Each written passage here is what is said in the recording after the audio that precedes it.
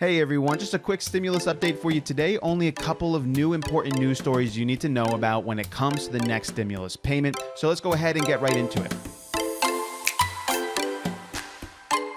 The first one is the rise in new coronavirus cases. You can see here by this chart, this daily new cases chart, that the rise is quite dramatic. Starting in early June, we begin to see that rise up, and it's specifically located towards a number of different states. And this is important because it is affecting the economic outlook of the United States of America, especially when it concerns the Fed. Now, I'm not going to get too deep into it, but the Fed changes their economic outlook all the time based on the current conditions. Meet Kevin did a really good job on it. I'm going to leave a link below to his video that he did, I think just yesterday on this, but I'm just going to highlight this article here from Finance and Commerce, which will give you a good idea of what's going on with their economic outlook. You can see here that the Federal Reserve on Thursday temporarily restricted shareholder payouts by the nation's biggest banks, barring them from buying back their own stocks or increasing dividend payments in the third quarter as regulators try to ensure banks remain strong enough to keep lending throughout the pandemic. The decision to limit these payouts is an admission by the Fed that the large financial institutions,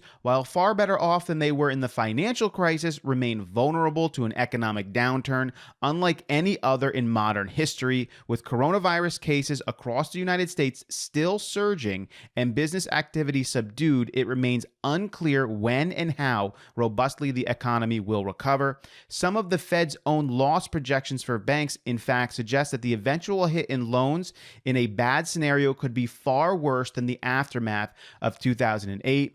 Today's actions by the board to preserve the high levels of capital in the U.S. banking system are an acknowledgement of both the strength of our largest banks as well as the high degree of uncertainty we face. And this is a direct quote from the Fed's vice chairman of supervision. And so the idea is this: as the cases are rising up, as we're seeing this dramatic increase, the Fed is taking a look at it, and their outlook on the economic conditions of the United States of America are becoming very much more subdued. They're starting to look at some numbers and they're starting to say, well, we might not even get below 10% unemployment before the end of the year. That seemed like a done deal a month or two ago. It seemed like we were definitely going to get underneath 10% unemployment. But now that doesn't look like it's going to be the case, and the Fed is recognizing this. The Congress is going to take a look at the things that the Fed is doing, and it's going to impact their decisions. And therefore, it's going to impact stimulus to the American people. Because if it doesn't look like our economy is going to be able to open up as quickly, they're going to have to support people in America with more stimulus payments, and that's going to affect our chart. So taking a look at the chart here, just a couple of different changes here. The number 5 and the number 4 contenders switched. I now have no stimulus at less than 0.1%, and I'm going to keep it there until anything changes. It's essentially not going to happen. There is going to be stimulus. There's going to be more stimulus payments. It's just depending on how that's going to be. The number 4 contender is now recurring stimulus. This is actually increasing a little bit in its likelihood, but I'm not going to increase the percentage because we just have too many people on the Senate who have no interest in this. Although as cases increase, this contender here should also, but I'm just going to leave it there at 0.1%. The number 3 contender is going to stay the same. The back to work, if you go back to work, you're going to get an additional boost in your monthly paycheck.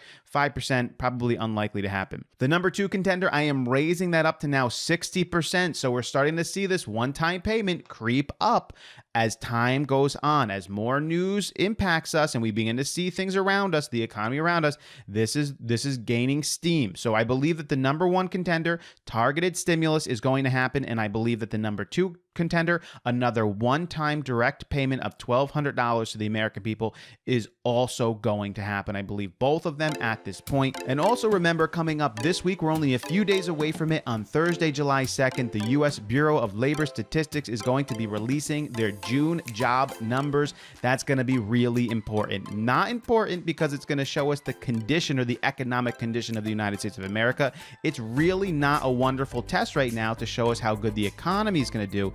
It's important because our Congress people, especially in the Senate, are going to be watching these numbers and they're going to want to see how robust they are. However, in the light of new coronavirus cases, this report becomes less and less important. It may impact a few individuals in the Senate, and I think it's important for us to take a look at it. If you would like to know what those numbers are, consider subscribing to the channel. I will tell you on Thursday. I will also tell you the impact I think it's going to have on the economy, which is going to be very little, and on the decision decision-making of the senators who are going to be putting together the new stimulus bill.